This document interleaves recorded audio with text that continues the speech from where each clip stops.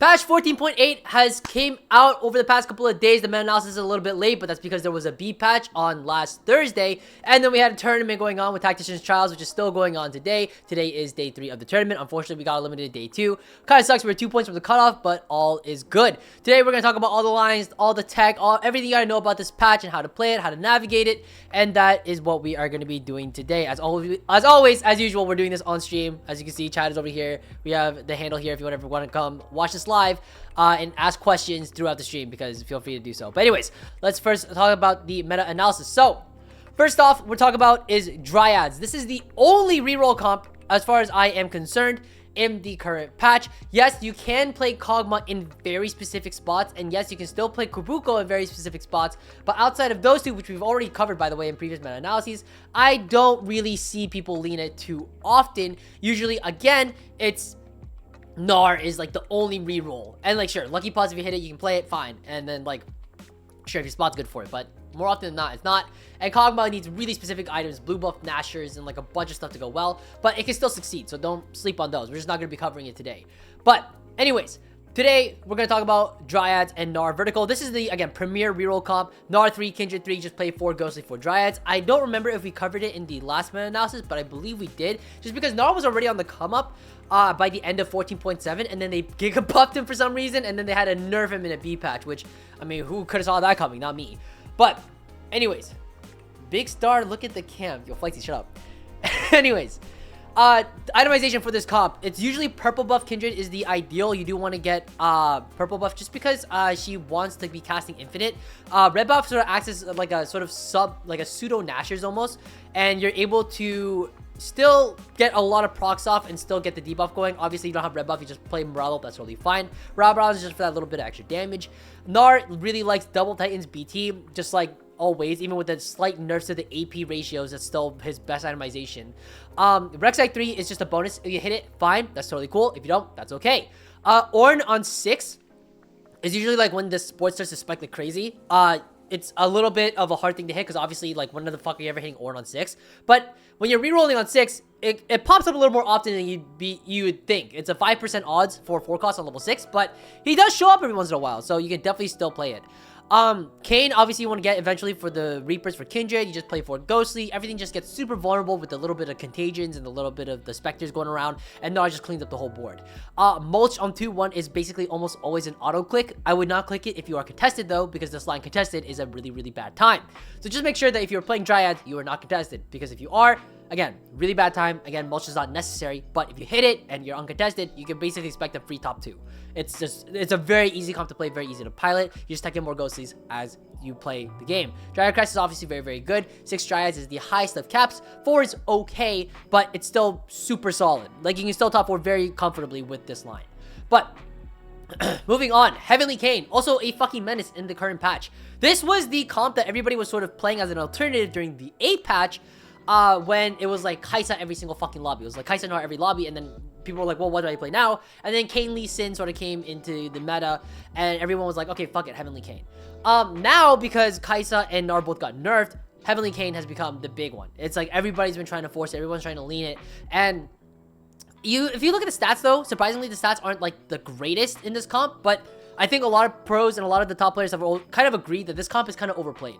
Too many people are trying to lean the comp, and then because of that, the comp gets really, really bad stats, because you always have 2 people running, or you have like 2 or 3 people running it per lobby. Of course, somebody's gonna bot 4, they're gonna like fuck up the stats on it.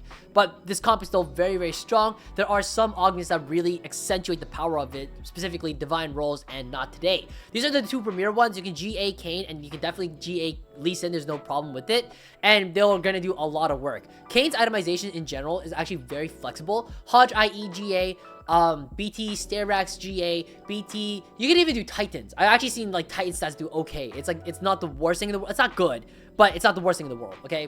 But GA is the big one. As long as you have a GA on this Kayn and a healing item of some type, you can do whatever you want with the 3rd item. It doesn't really matter. In terms of itemization for Lee Sin, BT, Titans, and actually Sterax is BIS. That's not double Titans like you would expect. Sterax is kind of a slept on item in general, but it's actually pretty strong, especially on a unit like Lee Sin. So I would definitely recommend trying out Sterax and seeing how it feels. If you are contested for this line though, sometimes you will be put in a difficult spot where you're like, I don't know what to do. Like, everyone's, like, 2 people are playing Kayn and Lee Sin. What do I do, right? You have 2 options. Either you preserve a lot of HP throughout the early game, so you can actually get to 9 playing Kayn 1, Lee Sin 1. I actually did this in tourney yesterday, and I was able to secure a 4th. It's actually fine. It's good enough. It'll kill units. But the second thing you can do is you can just not play Kayn or Lee Sin, and you can actually just flex something else, and then try to go 9. So, for example, the most common is probably something like a Silas, and putting the Lee Sin items onto Silas, as long as you have a Kayn 1 and you have a Silas here, this can do enough. You'd be surprised at how much a Silas can do, and actually Silas 2 will easily cruise you to 9, especially during stage 4 if you manage to find it. So don't be sleeping on this. You can definitely use Silas as an alternative, and that can be your way to 9, and then try to find your 2-star 4 cost on 9 instead, and you'll be chilling. You can also go, you also want to go 9 anyways, because you want to hit the Wukong, and Wukong is like the big spike. You really want Wukong to really accentuate the power of this board. One thing to note as well is that you can actually also itemize Wukong 1. So if you find a Wukong 1 and you have a Kayn 1, you can consider trying to use that to try to go 9. It's like obviously not the best, but if you have a Wukong, then this would be your level 8 board. And that's actually pretty solid. It will get you to 9, and you won't bleed too heavily, unless the tempo of the lobby is like way too high or like really unusually high. But overall, this is like sort of like your low roll killer, if you will, your low roll alternative. That's basically it for this comp that I can think of. But again, don't be sleeping on Wukong 1 in Heavenly. It's generally actually really good. And if, like, the worst case scenario, I did this one game, and I don't like that I did it, but I feel like I should mention it. During tourney, I was actually leaning this line, and I was contested out of my mind. There was 3, I think it was 3, maybe 4 people, including myself, were leaning Kayn, which is stupid, because I had Kayn on 3-1. I Kayn on 3-1, Bis Kayn. I had Hodge GA Kayn 3-1.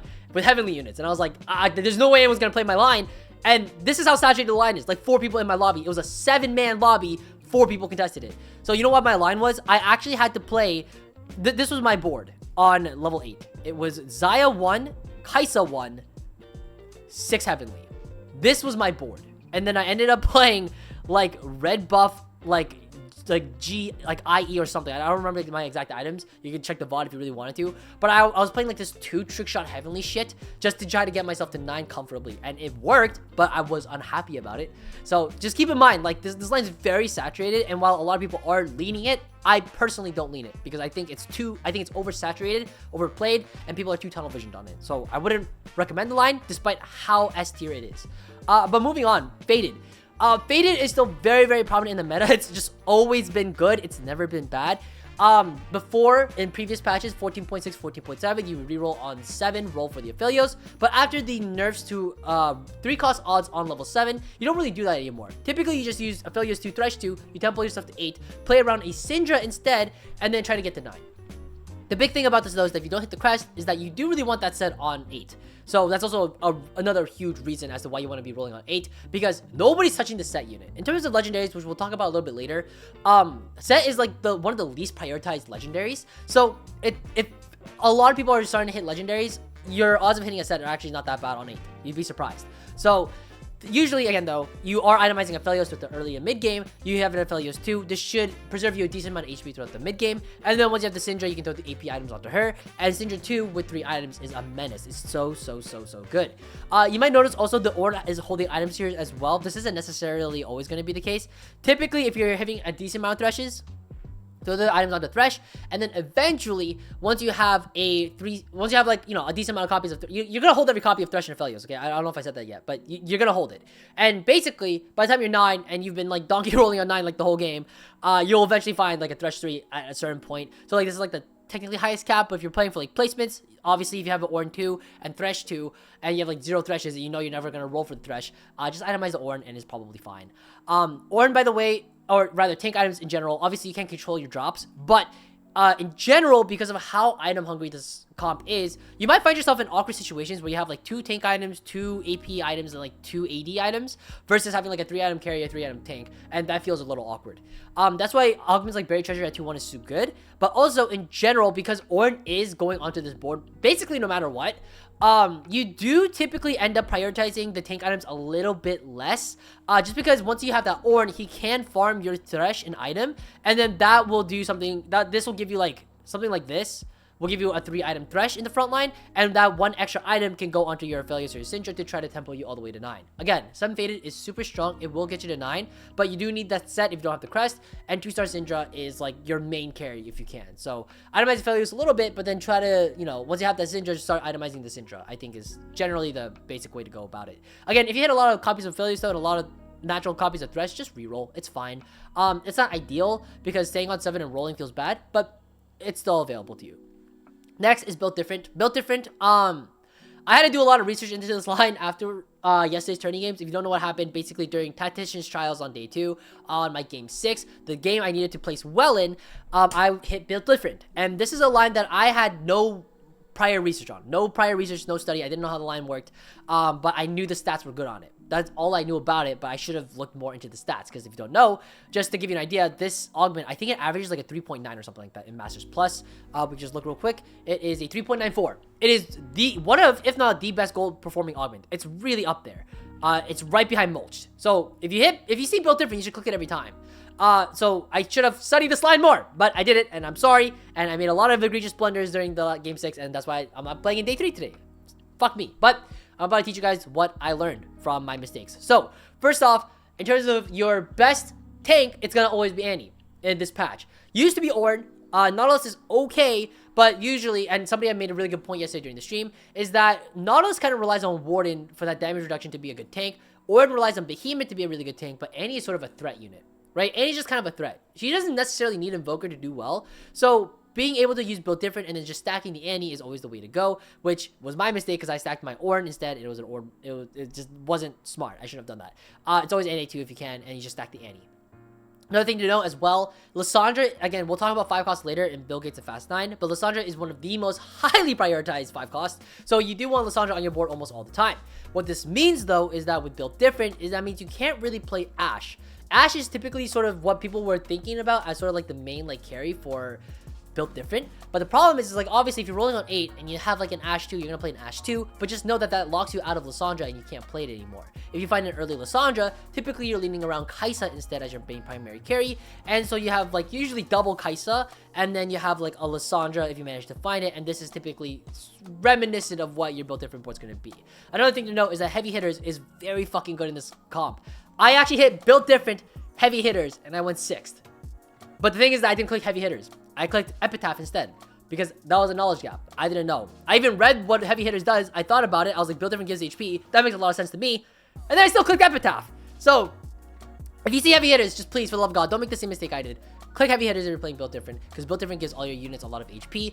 4 costs got buffed with HP. A lot of them are hitting past that 1500 HP threshold for Heavy Hitters, especially if they're upgraded. So I highly recommend, if you see Heavy Hitters, just auto-click it. Don't be stupid like I was, and just do it. One last thing to note is that just don't be picky. Like, if you have a 2-star, like yesterday, for example, I had a 1-star Annie, 1-star Ornn, and a 2-star Nautilus. Stack the fucking Nautilus. It's fine. It'll get you by. Obviously, you want 2-star Annie. That is your ideal. But the problem is that that's not always going to be the case. So, you're just going to stack whatever you find. If you find an Annie 1, Silas 1, and a Nautilus 2, stack the Nautilus 2. Don't be a dummy, okay? Like, a 2-star unit is a 2-star unit. Just be smart about it.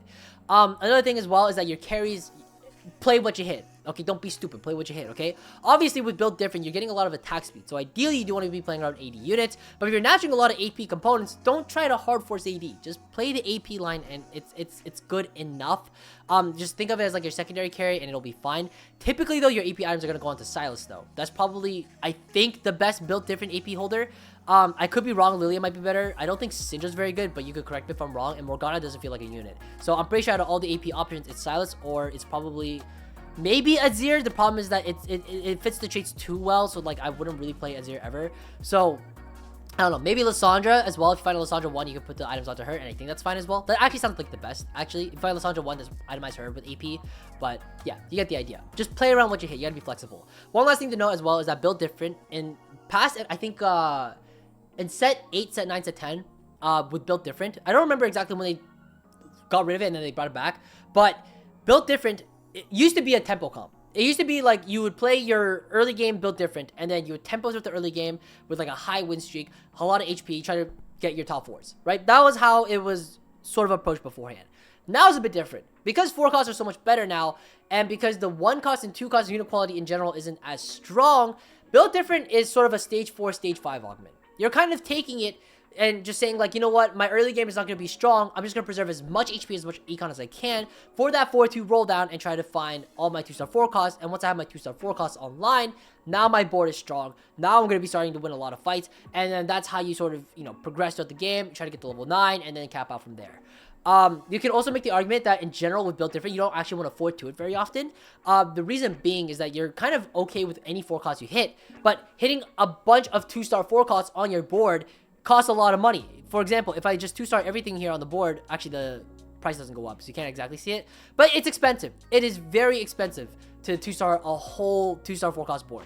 So 4-5ing it for the extra econ and then rolling it on 4-5 is totally okay as well. Just be mindful of your HP. If you're really low on HP and you have to 4-2 it, you have to 4-2 it. It is what it is. You can also feel a little more comfortable rolling on 7 because you know 4-5 in general is actually okay. So try to find those 2-star 3 costs to help save you a lot of that HP during stage 3, especially if you're going to 3-5 it. It's really, really nice. I think econ augments in general with build different are also kind of decent as well. Obviously, triple combat's always like ideal, but if you hit like rating gold on like 3-2 and you don't have any better augments, I would actually recommend taking it. That way, your level 8 roll that actually feels kind of good. But that basically does it for build different. Again, it's a really like a lot of like small things I feel like you need to know, but overall it's fine. And sorry, one last thing to note is that in an item starved game where you're only getting 3 and 3, as in like 3 full items on your tank, 3 full items on your carry. Don't worry too much about anti-heal. This is another thing that I did that was a mistake. You do have an Annie on your board, and Annie should be enough to get you by throughout the early parts of stage 5, and then you'll find anti-heal somewhere along the way. One last thing to note as well, I believe somebody had mentioned that Gunblade is super fucking good in this comp. It's actually BIS. So you really want Gunblade because everybody has so much HP because it built different, and especially if you have heavy hitters, Gunblade is just so super good. So try to itemize a Gunblade if you can. Riveting, that's who it was. Thank you for pointing that out. But Riveting had mentioned that Gunblade is super good in this comp. But moving on, 4-cost flex. 4-cost flex is complicated. It's complicated. It's not the easiest, but this is why a lot of high elo players like 4-cost flex, because it's very skill expressive. You have to play around what you hit, you have to know how to play around what you hit, and you have to know what are the triggers that make a 4-cost so good. And so that's what we're going to be covering today. So first off, let's talk about frontline, because this is easiest. Frontline in general, Annie is the best frontliner right now. In general, it kind of falls off a little bit in the late game, but in general, it's one of your best frontliners. It's good for stage 4. It's best stage 4, best stage 5. Stage 6 onwards, it starts to fall off a little bit, and you'll understand what I mean if you tried it before. But in general, Annie is sort of like the way to go. Annie is, you can think of it like we talked about previously. It's basically a threat. You can just tag an Annie 2 on your board, just throw her in there and just call it. Like, it's fine. It's good enough. It'll get the job done. You can stack an Annie 2 and your front line is basically solved, and you don't have to worry too much about overthinking things. Ornn 2 is still very solid as well, and actually, don't get me wrong, just because there's a hierarchy doesn't mean that this unit is so much better than this other unit, right? They're both still super strong. Like Annie 2, Ornn 2, you're happy with either. Nautilus 2, Galio 2, it's fine. These are still very strong units. They're all actually relatively pretty close with each other in terms of power level, but I mean, Galio 2 is like slightly worse, but like everything else is basically the same. That's why you don't see a lot of Galios anymore. But Annie 2 is super strong. Ornn 2 is still very strong. These are probably the 2 S tiers, I would say. Nautilus is like S tier, I mean, I don't even know if that's true. I think these are all S tier, and then Galio is like S. It's like Galio's like A+. Like, that's probably like the hierarchy, to be honest. And Annie's like slightly better than like these two, but they're both amazing. But anyway, sorry, before I got sidetracked. Ornn, generally you are thinking about Udyr as sort of like your secondary, like your puzzle piece that fits into your board. So Ornn and Udyr kind of go hand in hand together, as they have throughout the whole set. And Nautilus, nowadays, it's typically with Amumu. Amumu, instead of set, is because of Porcelain. And 4 Porcelain is super strong, and like we had talked about previously, Lissandra being one of the best 5 costs in the current meta. And again, we'll talk about it when we talk about Bill Gates, and we'll talk about why. But being able to unlock 4 Porcelain is super strong, and that's why you see Nautilus and Amumu going hand in hand a lot of the time, and not too often set. That basically covers it for frontline. Boosters is pretty obvious. You just play Galio and like Silas, and that's fine as well. It's the most expensive though, so that's why you don't see a lot of people liking to go this route. Just because if you have these 2 on your board, what ends up happening is that this is what, 12 gold, this is 12 gold. That's a lot of money. So that's why not a lot of people like this too much. It's just a little too expensive for the lack of power that you get out of it. Obviously, you can take this for like stage 4, stage 5, stage 6, maybe tech out of it, but it's still very solid, and obviously play what you hit. But moving on, for the 4-cost backliners and where things get a bit more complicated, let's first talk about Ashe. Ashe needs snipers, no matter what. Like, you just can't play like a fucking threat Ashe. That's not gonna work. So snipers is pretty obvious. But on top of that, she needs porcelain as well. She needs both of her traits activated. 2 is fine for like stage 4, stage 5, but eventually, if you can get to 4, you want to play 4. Because 4 means Lysandra. And like Ashe, Lysandra, and if you can get the Amumu and the Lux in there, great. If you can't, because you have like a 2-star other legendaries, obviously you just drop down to 2. But 4 is super strong. It's strong stage 4, it's strong stage 5, and for the most part, stage 6 is still pretty strong. Like, you can end on 4 porcelain and you're having a good time. So Ashe needs porcelain and snipers in order to succeed. In terms of her itemization, it's usually something along the lines of Ginsu's, Deathblade, and Last Whisper. I don't think anything else is really that much better. This is like, I think this is true Bis. That, like, Ashe really needs like some level of flat damage, and the stat stick of Deathblade is just enough to get her over that edge and push her to the point where she's doing a buttload of fucking damage. Last Whisper obviously is just because she needs to shred the units she's hitting, and Last Whisper gives decent amount of stats. Kog'Maw, as you can see, is the secondary sniper with Ashe. That is because specifically of a board known as the 4 Invoker board with Ashe and Lilia. So this is like the sort of premier 4-cost board. If you were like, I don't care about any of this shit, I don't want to think, I just want to force a 4-cost board, I'm warning you, you're not going to climb very high, but you could try this. You could try the Ashe Lilia board because it's strong. It's a very strong 4-cost board. It's very expensive, requires Lysandra and a 0 on the board, but it's super, super strong. It's super strong because Lilia's a decent enough unit that she just gets everything low and Ashe can clean the board, and he's the best premier tank, and you get 4 porcelain on the board. There's a lot of good stuff going on around here. Everything fits very nicely. It's like a little good puzzle. So I definitely recommend playing this board. It's super, super duper strong. You might notice one thing real quick is that Lilia is actually positioned here in the D2 or D7 hex just because of the way that her targeting works. I believe D6, sorry, it's D2 or D6. D6 is, I think, the best hex just because of the way that her targeting works. I might be wrong on that, but generally speaking is that, like, because of the way that her ability works, it sort of shoots in like a straight line in terms of like the smaller orbs. The big one is whatever, it's gonna hit everything, but the smaller orbs kind of goes straight forward. And so if you want to try to hit your opponent's carries, you kind of want Lilia in these hexes specifically, because in the corners the angle is just bad, unless your opponent is doing something weird with like let's say their carry is like, I think, unless their carries like this and like their tank is here, then Lilia is gonna hit this, but nobody positions like this because you get hard punished by something like an Udyr, where if you position your Udyr like this, Udyr is gonna go straight in a line like this as well. So nobody positions like this, so there's no real merit to positioning Lilia in the corner. So I would recommend one of these hexes instead. But that basically does it for this board. I'm just gonna clear this as well in case we have to go back to it. But that is like the main Lilia and like Ashe board. Again, it's the big one that most people are playing around. Trickshot as well is still super strong. Trickshot with Kai'Sa, like, I don't think people understand that, like, Trickshot is still, like, super viable. It's still super fucking strong. Like, you can still play 4 and it's fine. Like, the 4 Bruiser, let me see if I can find the 4 Bruiser 4 Trickshot board. This is totally acceptable. It's actually super strong. If your items are, like, all AD, no attack speed, you don't have a Ginsu, it's fine. Play Kai'Sa and it's totally viable. 4 Trickshot is super strong. The cap is still very high because you get to play around Xayah. It's still super, super, super, super good. Reroll obviously goes on to Teemo. Kai'Sa likes IE, Last Whisper, and actually Cypress Focus and Mana Zane are both amazing on her. You might also notice as well, Trash to Treasure. This is a good time to talk about this. Trash to Treasure is an augment that I think is not explored enough, and I think not enough players are willing to play it. But in this current meta, I think this augment is S++ tier. This augment at 2-1, you should take it every single time. The reason being is because, first off, you get 2 component anvils. Already, you're up items compared to a lot of players. But on top of that, Ornn items in general and the artifacts in general are actually very flexible, but you have to know where they go. And that is something that I think a lot of people are getting knowledge gaps by. And this augment requires a lot of shuffling. You have to shuffle around your units around, you have to shuffle your items around, you have to reforge shit. It can get dizzy. And it's a very skill-expressive augment, but in the right hands, this augment is S++ tier. The reason being is that, again, like we talked about before with the Ornn artifacts, we quickly go over like which ones are good and which ones are bad. But Death Defiance opens up Heavenly Kayn. Enigma Visage is a very strong tank item. DFG in general is kind of a low roll, but it's fine. It can go on AP units. Diamond Hands is good for the early game econ. Eternal Winter is one of the best tank items. Gamblers is okay for early econ, but you can reforge this. Collector is really great on Kai'Sa. It's good on Xayah as well. It can actually go pretty okay on Ashe. I think the stats on Ashe with Collector is actually pretty good. Goldmancer kind of sucks, but it's good for early game for a little bit of the extra econ. You can always, again, you can reforge these later, so it's fine. You can reforge these later into other items and it's fine. Hull Crusher is actually actually really good on Lee Sin, so you can actually do that as well. It's not the best on him, but it's actually surprisingly pretty strong. Triforce is good on any AD melee frontline. Mana Zane is great on Kai'Sa. It actually has Wisp stats on Syndra, surprisingly enough, which you wouldn't really expect. But it's actually pretty good on Azir as well. Is it good on Azir? I don't remember. Don't quote me on the Azir one. But it's really good on Kai'Sa. If you get Mana Zane, just think Kai'Sa, okay? Moguls is fine for the early game econ. Again, you can reforge this later if you need to. Snipers is good on literally fucking anybody. It's actually probably one of the best Ornn artifacts. In fact, it's so good that Kai'Sa's Biss in the stats is this. It's just double snipers Mana Zane. Like, this is actually insanely fucking good on her. So definitely consider trying that. Trickster's Glass is really good for any sort of early game tempo. Specifically, you just get to fortify your front line. It's kind of rare where you ever Trickster's Glass a unit in your backline, just because you don't really want to be utilizing a whole item slot for Trickster's Glass.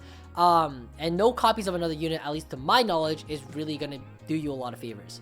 And lastly, Zhonya's is really good on Syndra, so you can think about Faded and playing around that line instead. But it's also good on units that need a little bit of extra time to, like, they have low cast times, and then they can have a, like, you know, they start getting auto because they're invulnerable. They get the cast off anyways, and they clear the board. So units like Syndra is really, really good with this. I think Lilia is okay with it. I'm trying to think of any 5 costs are really good with it in general, but nothing really comes to mind. But you get the idea. If you know how to play around these, this is a really, really strong augment, and I would honestly say if you're trying to improve at TFT, I would click it every time. I would click it every time and learn how to play it because it's that good. It's an augment I don't think we'll really see go away anytime soon. I think it's a very unique augment in the way that it's presented.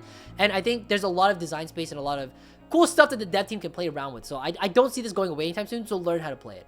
But yeah, it's a knowledge gap thing, though, for sure. I definitely would recommend it. I think that basically covers it for the 4-cost backliners. Kayn and Lee Sin are obviously just heavenly Kayn. So you can play around that as well if you have 80 items slammed. It's just know that, like, you're probably playing heavenly if you're playing Kayn or Lee Sin. So just keep that in mind. Duelist has died. So, unfortunately, RIP. I actually like Duelist. I thought Duelist was fun. But finally, let's talk about Bill Gates and AP Fast 9. Fast 9 in general, it's typically sort of accelerated by this Zyra 2 unit. Zyra 2 is easily the best unit to go Fast 9 with because it is the strongest 2 cost by fucking far. This Zyra 2 unit basically feels like a 3.5 star. Like, that's how strong it is. So I would really recommend just playing Zyra. If you find an early Zyra or Zyra pair, I would really recommend trying to hit that Zyra 2. Just play AP, and then you'll find that your board is super solid to go Fast 9 with. You might notice that 4 bruisers on the board as well. This isn't necessary by any means. Typically, your early game looks something a little more reminiscent of something like this, where you're playing around like 2 bruiser, 3 story weaver, and like 2 warden. And then you just sort of flex whatever you find and sort of go about it. Sorry, I apologize. It should be Lawi here, but you get the idea. Like, eventually, you just flex whatever, but you have Zyra 2 in the back. It's gonna clean a lot of shit. Obviously, you can play whatever you want. If you don't hit the Garen, if, like, let's say you don't like the Garen, but you find like a Sivir, that's fine as well. If you have like the Zoe, you can get Arcaniston with Heavenly stuff like the Nico plus like literally anything does not matter. Just make sure your frontline doesn't look like a piece of garbage. Like this frontline looks kind of garbage. I'm not gonna lie, but you can even do something like, I don't know, like this. Like, this is totally fine as well, right? And, like, that'll tempo you easily to 9, right? Just make sure you play your upgraded units and just be smart about it. Obviously, if you want to learn a little more about this line, actually, the Monster Raptor did a really good job talking about this. It's a very quick Twitter post, but he just says, contested on Ashe and Kayn, give Zyra and Sylas a try. Compromise on Zyra 2 being very strong. You play Story Weaver Zyra early, fast 8. Roll a little for Sylas and Galio, use the tempo from Zyra to go 9, and cap around Wukong and Rakan, 3rd row Sylas. So, again, really good, really cool, interesting board that he had posted here. I don't see a lot of people playing this too often. If you don't realize it, this is basically Zyra Rakan. The only difference is that it's like an AP version.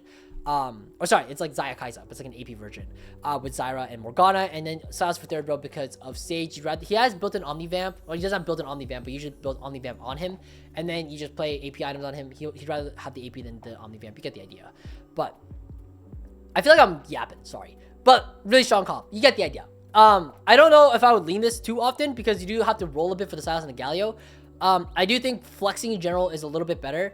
But no one's really contesting Galio Sylas too often unless you have a trick shot player in your lobby. So, I mean, this is still a very, very fine line. If you natural it by any means, it's still super solid. It'll get you to 9 very comfortably. But let's talk about the pivot on 9 because this is important as well. So now we played the early game, right? We played the early game, we played the mid game good, and then we have a lot of HP, we have gold in the tank, and we are starting to bleed out stage 4 because we're playing a Zyra 2 on our board as a main carry. What is the game plan now? Simple. Azir. Azir is like the big one. Azir, and actually, I think some people have been talking about Hui actually being like a good unit now. I think Kai Wang was the one who mentioned this to me. But Hui is really, really strong. It's actually a very good unit. So I don't know if I would primary carry Hui by any means, but secondary Hui is totally viable as well. And I don't think you can sleep on this unit too hard. But genuinely, just keep it in mind. I'm throwing that as like your backup plan, okay? The main plan is Azir. You want to hit the Azir, and Azir 1 is better than Zyra 2. So once you have that Azir 1, you can just feel free to just get off the Zyra 2, itemize your Azir, and just go from there. Typically, because of Azir, you're playing Ornn and Udyr, and he fits on the board pretty well with Invokers, but also she's, like, again, one of the best front lines of the game. The problem with this, though, is that you need a secondary carry. And this is sort of the big thing about Fast 9 that a lot of people don't like too much about it, is that you're lacking single target DPS, or single target focus. So, units like Irelia, units like Xayah, they're fine, but it's not ideal by any means. It's just, it's hard to get to the 2-star of these and 2-star of this, plus the rest of your board. There's a lot of things to cover. In terms of cores that you can play around on level 9, you have things like Dragon Lords, which is pretty popular, but it has definitely fallen a little bit out of favor, just because Dragon Lords is sort of like not as strong as it used to be. Typically with Dragon Lords, you're playing something like Azir and Aurelia, but this is a really hard board to end up on, and it's really hard to just get everything online. So I'm not the biggest fan of this. Also, if you end up playing Irelia, you end up playing Rakan instead, so it will look something like this. It's still fine, but you're playing a lot of shitters for 4 Dragon Lord that isn't as strong as it used to be, so I don't know if I would really recommend it. In general, though, I think for your ideal AD carry, it's probably going to be Trick Shots instead, and you end up playing Xayah, and you end up playing Kai'Sa, and then you can just flex whatever for the last slots. Again, Annie is probably the best Invoker here, and you have 2 slots, play around whatever. You could have Ashe as well. Ashe is actually pretty fine. You get Porcelain in, you get Snipers in. Probably something like Aphelios, and then this opens up potentially like Faded. You could do something like, I don't know, something like this. Makes a lot of sense to me. It's fine. Just play around what you hit. It's a lot of flexing. It's really, this is probably the hardest line to play. Fast 9 is not by any means an easy line to pilot, especially when you have to pivot and you gotta do it in 1 turn if you're playing in higher elo. But if you're in lower elo and you want to try to practice it, I would highly recommend practicing it, because the best of the best can definitely pilot this 9 times out of 10, like pretty well, within reasonable accuracy. So being able to pilot this and learning how to do it is going to be really important, because this has easily one of the highest caps and is one of the best boards to play if you're trying to win a lobby. But anyways, that basically does it. And if you want like an example as to like how to play Fast 9, I actually played Fast 9 during tourney. This wasn't the most perfect of Fast 9s, but I analyzed a lot more in depth about how to play the line, so you can go check out the video. This was from yesterday, so feel free to go check it out. That's on 13.8, or sorry, 14.8b. But anyways, that basically does it for this video. Thank you guys for watching. I hope this was helpful. If you have any questions, feel free to ask them in Twitch chat. We are always doing this on live.